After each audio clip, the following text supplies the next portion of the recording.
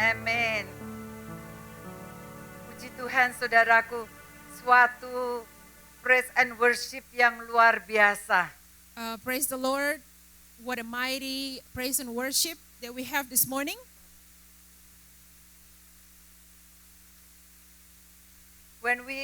Kalau kita tinggal di dalam hadirat Tuhan, I believe when we stay in the presence of God, di situ ada suatu kelegaan, there will be refreshing. di situ ada suatu kelepasan, There will be freedom, di situ ada suatu sukacita. and there will be joy. Pada pagi hari ini, saya akan membawakan dalam khotbah saya, yaitu lay aside every weight, menanggalkan semua beban. So this morning I'm going to speak about lay aside every weight. Saya tidak tahu akan keadaan saudara, I really don't know your situations, but sometimes dalam kehidupan saya, but sometimes in my life, sometimes saya datang ke gereja, I come to church, sometimes saya melayani Tuhan, I serve the Lord, tapi sebagai suatu rutinitas. but like a routine. I feel tired. I feel tired. Suatu survival spirit yang ada di dalam kehidupan saya. There's a survival spirit in my life. Saya datang, I come, saya mendengarkan firman Tuhan, I listen to the word of God, and that's it. and that's it. Saudaraku, beberapa saat yang lalu seorang brother sharing, Some time ago, a brother shared, dia katakan dia almost giving up. he was almost giving up. Dia melayani Tuhan, tapi merasakan suatu burden di dalam kehidupan dia. He said he's been serving the Lord, but he felt this huge burden in his life. Saudaraku, week after week, sometimes kita capek karena kesibukan-kesibukan kita. So week after week, we can become tired because of Sometimes kita our capek routine. karena aktivitas-aktivitas kita. We're tired of our activities Sometimes banyak distraction yang terjadi di dalam kehidupan kita. and many distractions in our life. Tetapi pada pagi hari ini kita akan belajar daripada firman Tuhan. But this morning we're going to learn from the word of God, Yang dikatakan di dalam Ibrani 12 ayat 1. from Hebrew 12 verse 1. Dikatakan, karena kita mempunyai banyak saksi, bagaikan awan yang mengelilingi kita, marilah kita menanggalkan semua beban dan dosa yang begitu merintangin kita, dan berlomba dengan tekun dalam perlombaan yang diwajibkan bagi kita. Therefore, we also, since we are surrounded by so great a cloud of witnesses, let us lay aside every weight and the sin which so easily ensnares us, and let us run with endurance the race that is set before us. Saudaraku, untuk mencapai garis akhir, Rasul Paulus mengatakan, marilah kita menanggalkan semua beban dan dosa yang begitu merintangin kita. So Apostle Paul said, in order for us to get to the finish line, let's lay aside all these weights that hinders us. Apakah beban dan dosa yang dapat membuat kita gagal di dalam perjalanan iman kita? So what are the ways or the weights that can hinder our growth or our journey? Mari in kita God? baca di dalam Kejadian 3 ayat 1 sampai ayat yang ketiga. So let's turn to Genesis 3 verse 1 and 3. Dikatakan Genesis 1, Kejadian 3 ayat 1 dikatakan, adapun ular ialah yang paling cerdik dari segala binatang di darat yang dijadikan oleh Tuhan Allah. Ular itu berkata kepada perempuan itu, tentulah Allah berfirman, semua pohon dalam taman ini jangan kamu makan buahnya, bukan? Now the serpent was more cunning than any beast of the field which the Lord God had made. And he said to the woman, has God indeed said, you shall not eat every tree of the garden? Lalu saut perempuan itu kepada ular itu, buah pohon-pohonan dalam taman ini boleh kami makan. And the woman said to the serpent, we may eat the fruit of the trees of the garden. Tetapi tentang buah pohon yang ada di tengah-tengah taman, Allah berfirman, jangan kamu makan, ataupun raba buah itu, nanti kamu mati. But the fruit of the tree which is in the midst of the garden, God has said, you shall not eat it, nor you shall touch it, lest you die. Waktu Sister Imelda membaca akan ayat ini, saya diingatkan di dalam hati saya, bukan oleh Roh Kudus, tapi oleh suara hati saya, mengatakan bahwa kalau Adam dan Hawa itu orang Manado, saudaraku, So I was reminded when kita I was masih reading tetap di dalam surga. So if Adam and Eve is from Karena Manado, pada so we're waktu still ular in itu heaven. menggoda Hawa, But when the serpent tempted Yang Eve, dimakan ularnya bukan buahnya, saudaraku. then the fruit will be Begitu eaten not. juga dengan orang Cina. Kalau Adam dan Hawa orang Chinese, saudaraku, If Adam and Hawa are from kita China, juga tetap ada di dalam surga. I believe that we are still in heaven. Karena biasanya buah-buah itu dibuat sembayangan. Because, those fruit, they will use Yang it for their dimakan prayers. ularnya, saudaraku, buat siapal. Buat obat kuat, sorry. So, saudaraku, suatu beban yang dosa dan beban dikatakan untuk yang begitu merintangi kita. I feel kind of heavy. Can you bisa Imelda bisa get one of them? So there are sins and weights that hinders our spiritual growth. This is the sin. Yang membuat saya menjadi heavy di dalam perjalanan saya di dalam mengikut Tuhan. So this is the sin that makes me feel heavy in my Dosa journey. adalah suatu hal yang progresif. So sin is a progressive thing. Yang membawa kita secara bertahap, bukan langsung kita jatuh di dalam dosa, tetapi secara bertahap. So sin will take us from one step to another step. Dikatakan tadi perempuan itu memulai suatu conversation dengan si ular. From the verse it says Eve started a conversation Anda with the snake. mendengarkan si ular. She listened to the snake. Kemudian apa saudaraku, perempuan ini mulai melihat, oh buahnya cukup menarik juga. And then this woman started looking intently to the Dan fruit. dikatakan setelah itu perempuan ini mulai mengambil akan buah itu. And then she started pick up the fruit Dan memakan akan buah itu. and then eat it. Dan tidak hanya berhenti sampai begitu saja, tapi dikatakan perempuan itu memberikan kepada suaminya untuk makan akan buah terlarang itu. And she didn't stop at that, but she also give it to her husband. Sin merupakan suatu hal yang progresif dan contagious. So sin is a progressive thing and contagious. Sentam di dalam kehidupan kita. Why we have to be honest? Kenapa kita harus jujur? In our life, why do we have to be honest? Saudaraku, kalau kita lihat teman-teman kita yang tidak jujur, When we see our friends who are not mungkin di honest, dalam teks mereka, maybe in their mungkin di dalam text, pekerjaan mereka, at their work, mungkin di dalam sekolah mereka, in their study, ada suatu temptation. then here come temptations. Why I have to be honest? Why do I have to be honest? Saudaraku, setelah itu kita mulai coba-coba sedikit lah And then we started to do things, Untuk small mulai. things, menuju ke arah itu. to start to that direction. Sehingga kita boleh terus semakin dalam dan semakin dalam akhirnya jatuh di dalam dosa. And day after day, we can Pada waktu go kita deeper. dating, When we date, sometimes kita kenapa nggak boleh, meraba-raba. we may think why we cannot touch. Everybody else doing it. Everybody else doing it. Saudaraku, kita mulai sedikit demi sedikit, akhirnya jatuh di dalam dosa. So we start compromising little by little, and then we go into the pit. Ada yang mengatakan bahwa sin will take you farther than you plan on going. Dosa akan membawa kita lebih jauh daripada apa yang kita rencanakan. Sin will take us further than what we plan. Biarlah pada pagi hari ini kita boleh menyerahkan beban ini ke dalam tangan Tuhan. So this morning, give up all these weights to God. It's getting heavier. Can you move another one from my back? Oke. Ternyata di dalam beban saya, saudaraku, ada yang bernama laziness. One of my weights, there's laziness Ada yang disebut suatu kemalasan. or laziness. Apakah itu laziness? What is laziness? Laziness yaitu move slow.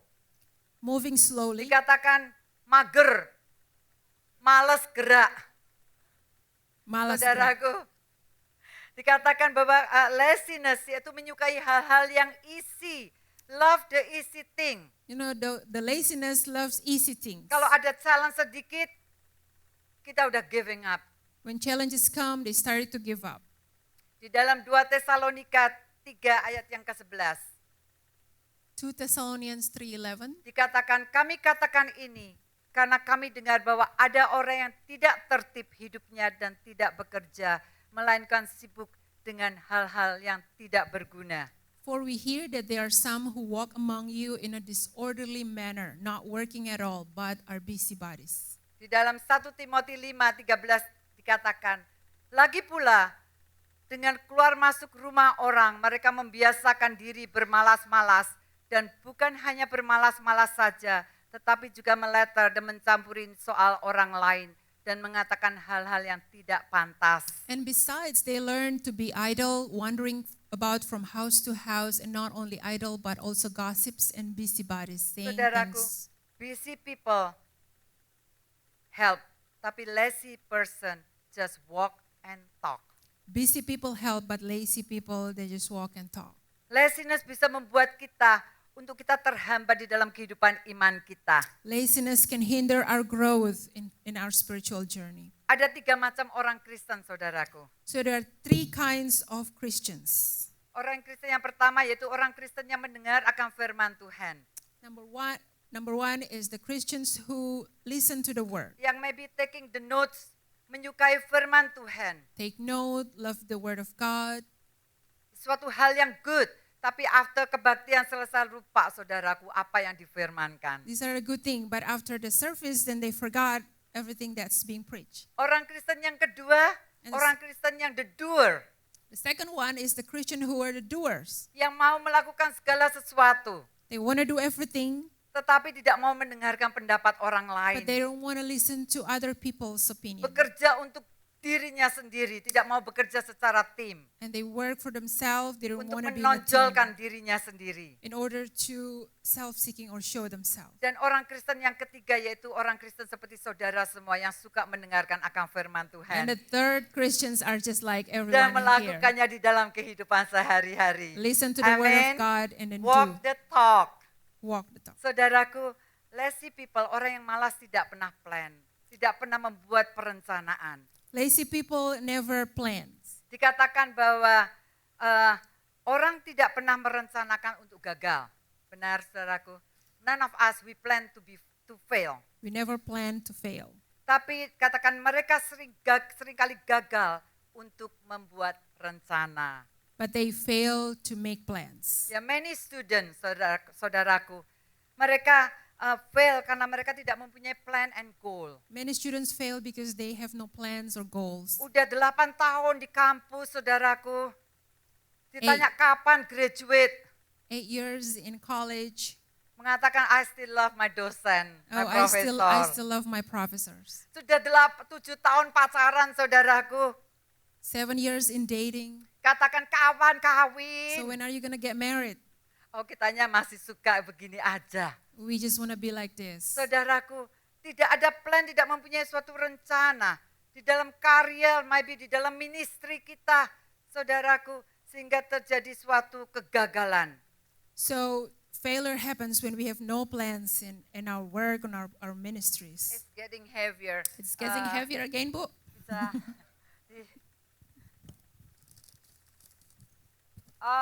yang ketiga ada di punggung saya, di back saya, saudaraku, is a greedy, suatu ketamakan. Number 3 is greedy.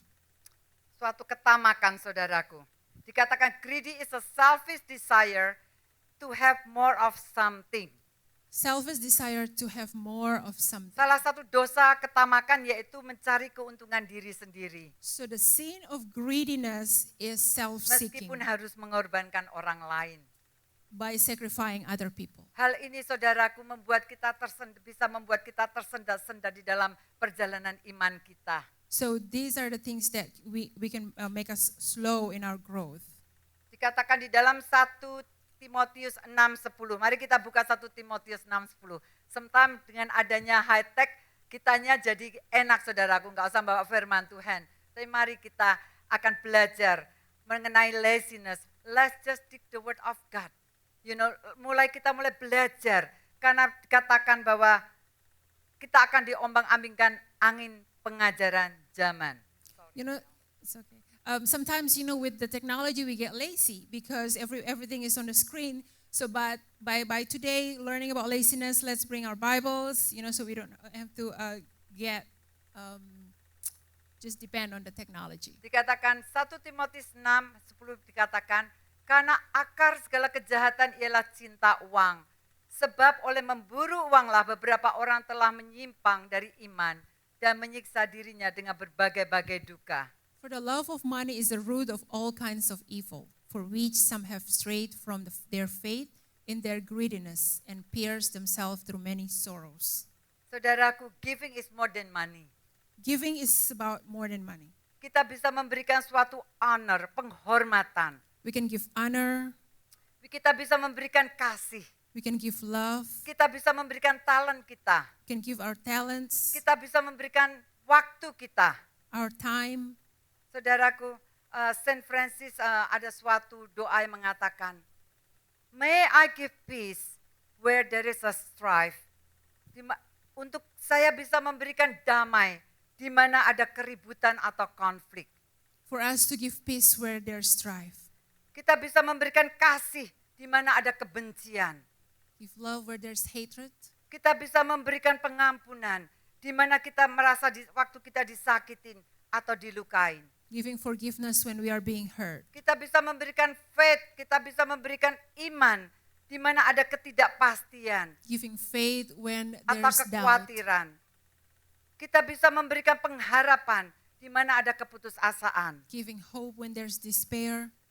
Kita bisa memberikan terang di mana ada kegelapan. Giving lights when there's darkness. Kita bisa memberikan sukacita di mana ada kesedihan. And giving joy when there's sorrow. Apakah sebagai orang Kristen mempunyai banyak uang adalah suatu dosa?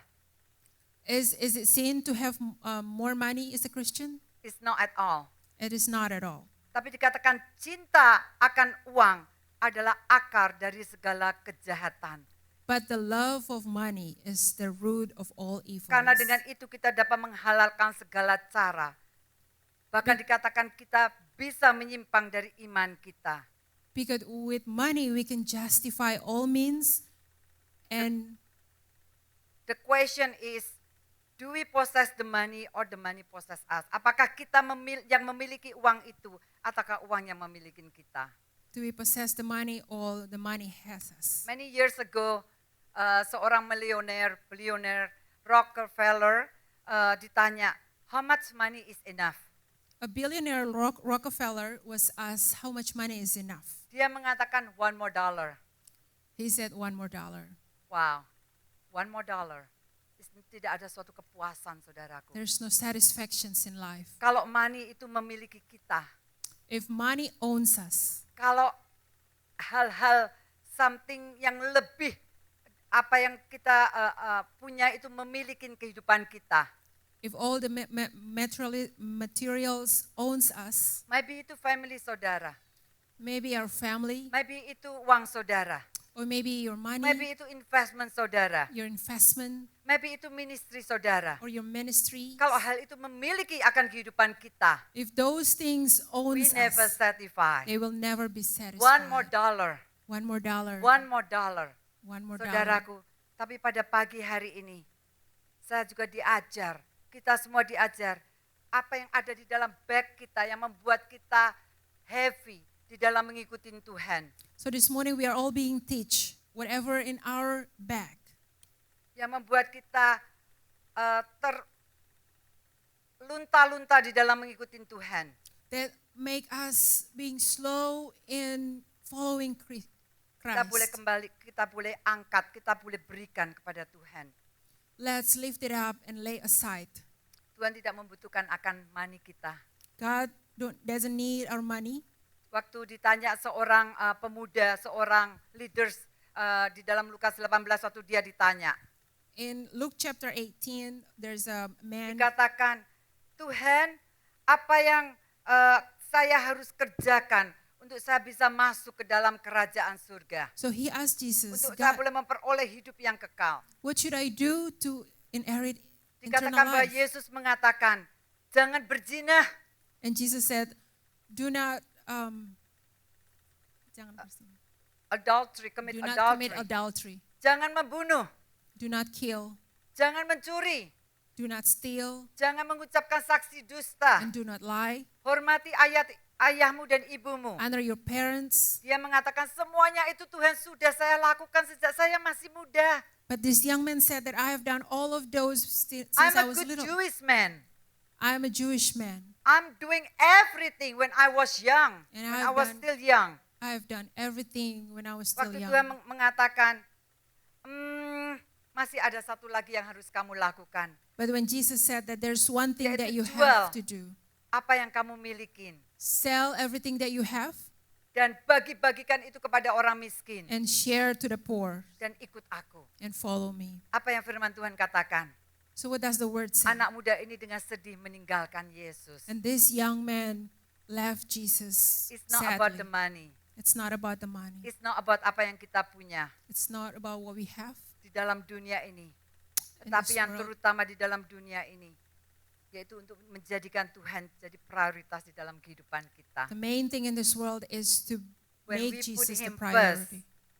Dikatakan kalau kita mencari kerajaan Allah It says if we seek the kingdom of God dengan segala kebenarannya, with all its truth, dikatakan everything everything it will given unto us. will be given unto us. Saudaraku, the love of the money is the root of all evil. Cinta akan uang adalah akar daripada segala kejahatan. So the love of the money is the root of all evils. Tapi cinta untuk memberi adalah akar dari segala kebaikan. But the love of giving is the root of goodness. You can give, many people say you can give and not love. You can give without love, Tapi kita tidak bisa mengasihi tanpa memberi. but we cannot love without giving.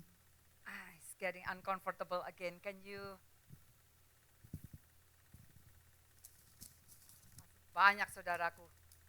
And the next one is tongue, lidah. Wow. The next one is tongue, talking about tongue. Dikatakan di dalam Proverb Amsal 18:21. Hidup dan mati dikuasai lidah. Siapa suka menggemakannya akan memakan buahnya. Death and life are in the power of the tongue, and those who love it will eat its fruit. Yakobus 1:26 dikatakan, jikalau ada seorang menganggap dirinya beribadah tetapi tidak mengekang lidahnya, ia menipu dirinya sendiri, maka sia-sialah ibadahnya. If anyone among you thinks he's religious and does not bridle his tongue but deceives his own heart, Wow. this one's religion is Suatu useless. firman Tuhan yang cukup keras. This is a powerful word of God. Suatu ketika ada seorang guru yang mengajak murid-muridnya field trip ke suatu museum. One day there's a teacher who invited the children to the museum field trip Untuk mereka belajar tentang sejarah dunia. for them to learn about the world Di history. museum itu didisplay, saudaraku, banyak senjata-senjata yang dipakai dari Perang Dunia Pertama, Perang Dunia Kedua, banyak sekali senjata-senjata yang didisplay. So in that museum there were a display of all kinds of weapons used from World War Seorang anak I. bertanya kepada gurunya, And a student asked his teacher. guru, senjata apa yang paling berbahaya? So this one student asked, teacher, what is the most powerful or most dangerous weapon? Gurunya ini mengatakan, I will think about it and I will let you know tomorrow So in the teacher class. said, I will think about it and I'll let you know Guru tomorrow. ini berpikir mungkin pedang yang bisa menebas orang. So this teacher think could it be a sword? Atau mungkin itu pistol yang bisa ditembakkan secara tepat. Could it be a pistol that could fire in its Atau target? mungkin itu cannon yang dapat menembak dengan tepat sasarannya di dalam jarak 30 miles. Or a cannon that can arm within 30 miles? Atau mungkin itu bom yang bisa menghancurkan seluruh kota musuh. Or a bomb that can destroy Atau the whole mungkin itu city? nuclear power yang dapat melebur seluruh negara. Or nuclear power that can melt the whole Waktu sang nation? guru ini berpikir mengenai setiap senjata yang ada, After thinking all these kind of weapons, suatu revelation ada di dalam mindnya. then he got a revelation in his Dia mind. mengatakan hal yang paling berbahaya, senjata yang paling berbahaya di dunia ini yaitu lidah. And he said that the most dangerous Lidah yang weapon tidak is tongue. terkontrol merupakan senjata yang paling berbahaya. An uncontrollable tongue is Karena the most dengan lidah dangerous. kita bisa memutuskan persahabatan kita. Because with tongue we can disconnect our friendship. Dengan lidah kita bisa menghancurkan rumah tangga yang harusnya kuat. We can destroy our family. Dengan lidah kita bisa memecah belah gereja We can also divide dan the church. menghancurkan pelayanan-pelayanan yang ada. And we can destroy the ministries. Dengan lidah in it. kita bisa membunuh seseorang. And with our tongue, we can kill others. Saudaraku, tadi dikatakan hidup dan mati dikuasai lidah. Siapa suka menggemakannya akan memakan buahnya. Pada pagi hari ini, I do not know. Maybe there is a word that has been spoken to you. So this Amen. morning, I don't know, maybe there has been a word that has been spoken to you, Kata-kata yang mungkin mendiscourage akan kehidupan kita. discouraging words, Kata-kata yang membuat kita carry the burden. the words that make us carry that heavy burden. Maybe somebody talk to you are useless. Maybe someone has talked to you, you're useless. Maybe somebody mengatakan kepada di dalam kehidupan kita, engkau tidak always sebagai seorang yang gagal, you are a failure. Maybe someone told us, you're always a failure. Mungkin ada kata-kata yang mengatakan, you are not a good person. Maybe there are words, you're not good Engkau orang yang person. tidak mempunyai masa depan. You don't have any futures. Engkau orang yang tidak baik. You're not good. Saudaraku, kata-kata yang demikian membuat kita menanggung akan beban di dalam kehidupan kita. So these words like adding weights to Kata-kata our yang life. menghantui akan kehidupan kita untuk kita tidak bisa melangkah lebih jauh lagi di dalam Tuhan. The words that can haunt us and stop us from going further. in Kata-kata Christ. yang mengkondem akan kehidupan kita. Words that condemn us. Tapi pada pagi hari ini, But this morning, kita mau menyerahkan kata-kata itu ke dalam tangan Tuhan. let's lay aside all these Kita words tidak mau to membawa God beban and do not apa yang the carry. word has been spoken to us. And do not let us carry those heavy words Kita mau letakkan di dalam tangan Tuhan. and give it up to God. Karena firman Tuhan mengatakan, dia menjaga kita seperti biji matanya. Because the word of God says that He keep us like His Kita own berharga apple. di hadapan Tuhan. We are so precious to His Dia eyes. sudah menenun kehidupan kita sejak kita ada dalam kandungan ibu kita. He need us from our mother's womb. Don't let the devil, jangan biarkan setan terus mengiangkan akan kata-kata ini di dalam kehidupan saudara. And don't let the devil haunt us with the words. Saudaraku, biarlah pada pagi hari ini kita boleh belajar juga untuk berkata-kata yang baik di dalam kehidupan kita. So let us this morning learn and how to speak good words in our life. Saudaraku, ada suatu kesaksian, testimoni yang terjadi, yang saya dengar waktu kita di Sunday School training. So I heard this testimony when I was in a Sunday school training. Dikatakan ada seorang anak yang kira-kira berusia 9 tahun. Waktu itu dia diajak oleh seorang temannya ke Sunday School. There's a 9-year-old child who was invited by his Waktu friend. teachernya sedang sharing mengenai cerita Tuhan Yesus dan kematian Tuhan Yesus. When the teacher was sharing about Jesus and his Anak death, ini pertama kali diajak ke Sunday School, saudaraku, dan dia tidak tahu, dia angkat tangan teacher, dia katakan, who is Jesus?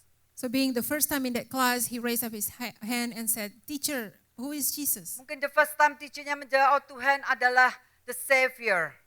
And then the teacher said, "Jesus is the Savior." What is Savior? Anak ini kembali bertanya, saudaraku. And he kept asking, "What is Savior?" Waktu teachernya melanjutkan story-nya lagi mengenai tentang salib, tentang cross. When the teacher talks about the cross, Dia angkat tangan lagi, what is cross? and here the little boy Lama-kelamaan teachernya raises merasa hand. annoying, saudaraku. So this teacher became Karena annoyed dia tidak bisa menyampaikan ceritanya dengan mulus, because he cannot dengan smoothly baik. Saudaraku, deliver that. dan waktu teachernya mengatakan bahwa Yesus mati untuk kehidupan kita. So when the teacher said Jesus died for our life, Anak ini angkat tangan lagi. and here this child raised his hands again. Dia katakan, how did he die for me? I don't even know him. How did he die for me? I don't even know him. Teachernya tambah annoying lagi, saudaraku. And the teacher became more annoyed. Waktu teachernya mengatakan cerita tentang Yesus mati dan dibangkitkan. When the teacher talked about the death and the resurrection, Anak ini mengatakan, that is impossible. Orang mati bisa bangkit. and this child said, "It's impossible. How could the dead?" Gurunya tambah marah lagi, saudaraku. And the teachers become more angry. Saudaraku, Setelah Sunday school selesai, dia pulang ke rumah, maminya mengatakan, So when the child get home, bahwa, what did you do in the Sunday school today? his mom said, "What did you do in the Sunday school today?" Your teacher is very upset. Your teachers were Teachernya upset. sangat marah. Dan teachernya mengatakan, saya tidak mau dia datang lagi ke kelas saya. And the teacher said that I do not want your son to come to my class. Saudaraku, that word brings so much impact di dalam kehidupan anak ini. That words has impacted the life of this child. Dan dia mengatakan, I will never go back to the church or go back to the Sunday school, Mom. And this little child said, I will never go back to the church or Sunday school. Pada waktu anak ini berusia 40 tahun, So when this child turns 40, dia bertemu dengan seorang Kristen. he met a Christian, Dan orang the Christian man ini menceritakan tentang kasih Tuhan. so this Christian man Pada talked about waktu itu, the love of God. This 40 years old man ini menceritakan apa yang terjadi di dalam kehidupan dia. And then this friend talked about what had happened in his life. Pada waktu the Christian man ini cerita apa yang Tuhan sudah kerjakan di dalam kehidupan kita. And when he shared what has done, what Tentang God has done in kasih his Tuhan. life, what God's love.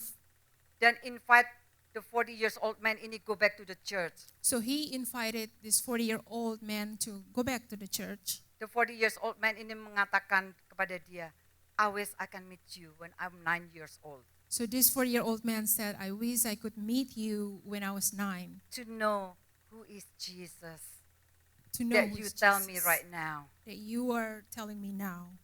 Dan dia katakan, I will give another chance to go back to the church with you. So this friend said, I'll give you another chance to go back to church. Many years pass because the word yang dikatakan oleh guru Sunday school-nya, So many years has passed inappropriate word, because of one appropriate word that was said Saudaraku. by the teacher. dikatakan dalam Yakobus 1:19 dikatakan, hai saudara-saudara yang kukasihi, ingatlah hal ini. Setiap orang hendaklah cepat untuk mendengar, tetapi lambat untuk berkata-kata, juga lambat untuk marah. Let us be quick to hear and slow to speak and to wrath. Saudaraku, karena dikatakan di dalam Psalm, di dalam Mazmur 34 ayat 12-13 dikatakan, siapakah orang yang menyukai hidup, yang menginginin umur panjang untuk menikmati yang layak, yang baik. Who is the man who desires life and loves many days, that he may see good? Jagalah lidahmu terhadap yang jahat dan bibirmu terhadap ucapan-ucapan yang menipu. Keep your tongue from evil and your lips from speaking deceit. Kita berikan lidah kita dalam tangan Tuhan.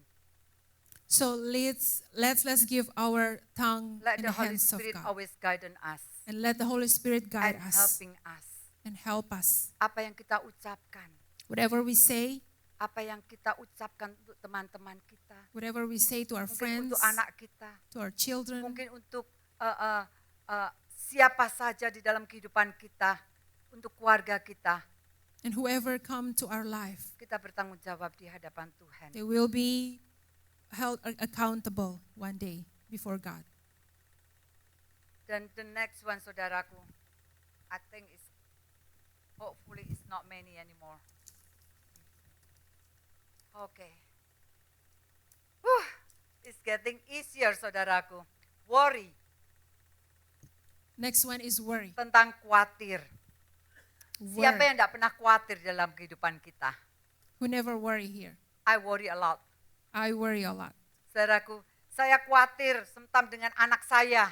I worry about my child, my children. Udah sampai belum ya di dorm, nggak call kita. Has he get to the dorm yet? Saya worry, saudaraku. Sometimes kita worry dengan kalau nanti dengan anak kita maybe yang masih baby, nggak mau makan. The mom worry, anak kita nggak mau makan, When we are child still baby, we worry. nggak mau They don't tidur. want to eat. They don't want to sleep. Mungkin dengan anak kita yang sudah elementary school, we worry when they have a bad report. When they get to elementary school, we start worry about their Kita bad worry dengan report. teman-temannya baik-baik enggak ya di sekolahan. We worry about their peers in Kita worry dengan school. spiritual life mereka. We start worry about their spiritual life. You know, kita worry mungkin yang young adult. Kita worry dengan masa depan kita. And then the adult mom will worry about Apakah their kita future. taking the right major? Mungkin kalau yang masih sekolah. Are they taking the right Ada major? job enggak? Nanti graduate. Are they going to have a job when they Saudaraku, graduate? kita worry. Ada izin tinggal enggak ya? Saya masih mau di sini menetap di Amerika. We worry, do they have permit to stay in the Mungkin US? kita worry dengan pekerjaan kita. Worry about our work. While ago, oil lagi down. While ago when the oil is down, Layoff terjadi. there's so many Kita layoffs. worry, aduh besok masih ada pekerjaan atau enggak ya? When we worry, do we have jobs tomorrow? Kita worry dengan masalah ekonomi yang ada. We worry about the economy. Kita worry dengan jodoh kita. We worry about our spouse. Aduh, angka semakin menanjak, Oh, I'm getting older, stok semakin berkurang. and then the stock's running out. Kita worry. We start worry Saudaraku, mungkin dengan kesehatan kita, with our health, dengan ministry kita. with our ministry. Saya worry dengan calon mantu saya. I worry with my in-laws in the future, Atau mungkin saudara juga sama, anaknya yang belum pada kawin. and those who have the Worry unmarried after child. worry after worry. Worry after worries. Saudaraku, tetapi firman Tuhan mengatakan, karena itu aku di dalam Matius 6:25. Mari kita buka Matius 6:25. Everybody still awake with me? Almost done, almost done. Bebannya udah mulai ringan, saudaraku. Oke, Matius 6:25-27. Dikatakan, karena itu aku berkata kepadamu, janganlah khawatir akan hidupmu, akan apa yang hendak kamu makan atau minum. Dan janganlah khawatir pula akan tubuhmu, akan apa yang hendak kamu pakai. Bukankah hidup itu lebih penting daripada makanan, dan tubuh itu lebih penting daripada pakaian. Therefore I say to you, do not worry about your life. What will you eat or what will you drink, nor about your body what you will put on. Is not life more than food and the body more than clothing? Kekhawatiran tidak menambahkan apapun juga di dalam kehidupan kita, So saudaraku. worry will not add anything in our life. Amin. Bahwa kita melihat kehidupan kita seperti puzzle. We can see our life as like a Kita hanya puzzle. bisa mengerti one piece at a time. We can only understand one piece at Tapi a Tuhan time. melihat kehidupan kita, the whole picture. But God sees our life The in a big beautiful picture. picture. In a beautiful picture. Saudaraku, worry, kekhawatiran bisa menindas akan spiritual kita. So worriness can crush our Dan spirituality. kekhawatiran membuat kita tidak bisa melihat akan kasih Tuhan. And then we cannot see the love of God. Kekhawatiran is a choice. Worry is a choice. Worry, kekhawatiran suatu pilihan.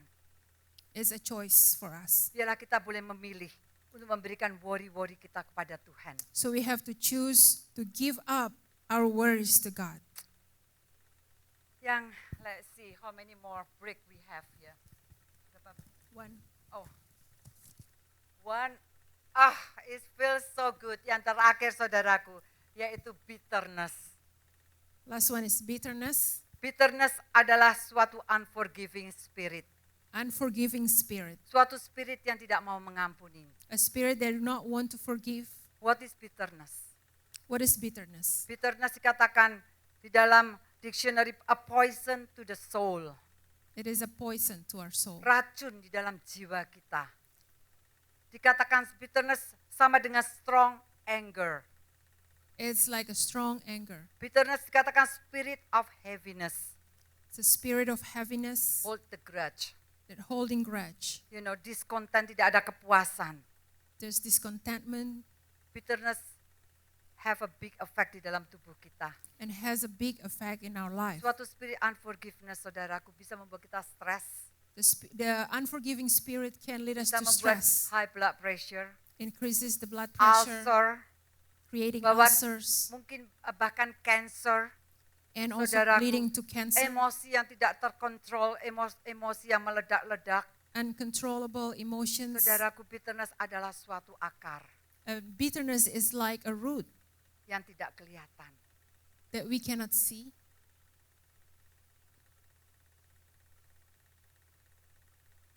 Oke, di dalam Ibrani 12:15 dikatakan, jagalah supaya jangan ada seorang pun menjauhkan diri dari kasih karunia Allah, agar jangan tumbuh akar yang pahit, yang menimbulkan kerusuhan dan mencemarkan banyak orang. Looking carefully, lest anyone fall short of the grace of God, lest any root of bitterness springing up cause trouble, and by this many become defiled. Akar tempatnya di dalam, saudaraku. You know, the root is always inside. Sometimes kita nggak kelihatan, akar tidak kelihatan. We're not able to see the root, Tapi dia bisa merambat kemana-mana. but it can grow deeply, Saudaraku, akar bisa merusak foundation rumah kita. and it can destroy the foundations of our house. Kita di belakang rumah ada 2 pohon yang baru kita tebang. You know, behind my house there are 2 Karena akarnya trees sudah menjalar almost we di just back cut. patio kita. because the roots have gone everywhere. Sebelum akar itu merusak akan fondasi rumah kita. So before those roots Kita panggil orang, destroying, kita tebang, akarnya itu kita potong sampai ludes akar-akarnya. so we call someone to remove all those roots. Demikian juga dengan bitterness, spirit unforgiveness. Saudaraku, dikatakan bahwa spirit of unforgiveness, kalau kita nggak bisa memaafkan orang, saudaraku, itu akan merusak foundation di dalam kehidupan spiritual kita. The same with the spirit of unforgiving. If we have Kita it, belajar untuk it will bitterness, destroy. dikatakan juga bitterness is contagious. Bitterness is also contagious. Bitterness, spirit yang tidak mau mengampuni bisa mendatangkan kematian di dalam kehidupan spiritual kita. And also can bring death to our spiritual life. Dikatakan bahwa bitterness itu seumpama kita berenang. Saudaraku, kita mau berenang dan kita digandulin dengan bertonton brick yang diikatkan di leher kita. Bitterness is like swimming with a ton of weights tying on our neck Yang akhirnya membuat kita tenggelam. and then leading us to sinking. Pada pagi hari ini, saya juga tidak tahu keadaan kita, keadaan saudara. Tapi biar kita boleh, apa yang sudah ada di dalam bag kita, maybe itu dosa, maybe itu kemalasan, maybe itu greediness, ketamakan, maybe itu kata-kata yang pernah diucapkan di dalam kehidupan kita, atau yang kita pernah ucapkan. Maybe itu worry, kekhawatiran, maybe itu bitterness. Biar kita berikan dalam tangan Tuhan pada pagi hari ini. I don't know much what's going on with our life, but what we've learned today about sin, laziness, greedy, bitter, worry, and the words, let's give it up to God, lay aside. Pada waktu Petrus datang kepada Yesus When Peter came to Jesus, dan dia mengatakan, Tuhan berapa kali aku harus mengampuni, kita harus mengampuni he asked saudaraku. Jesus, how many times have to forgive? Apakah 7 kali? 7 times? Karena Jewish tradition mengatakan 7 kali untuk mengampuni saudara kita. In Jewish traditions, they have to forgive 7 times. Tapi apa yang Tuhan Yesus katakan? But what did Jesus say? 70 kali 7. 70 times 70. Sehari 7. 490 kali. 490 times That a means day. every 3 minutes we have to forgive. Every 3 minutes we have to forgive. Kita bisa melakukannya dengan the grace of God. We can only do that by the grace of God. Listen, it's not by our strength. It is not by our strength, Bukan dengan kekuatan kita. not by our might, Bukan dengan kemampuan kita. not by our If own somebody ability. hurting us. If someone hurt us, If somebody melukai kehidupan kita. if someone hurt our Sometimes life, we just want to membalas kembali. sometimes you just want retaliate to them. pay back. Tapi satu hal yang Tuhan ajarkan. But one thing that God teaches, Tuhan mengatakan the battle is the Lord.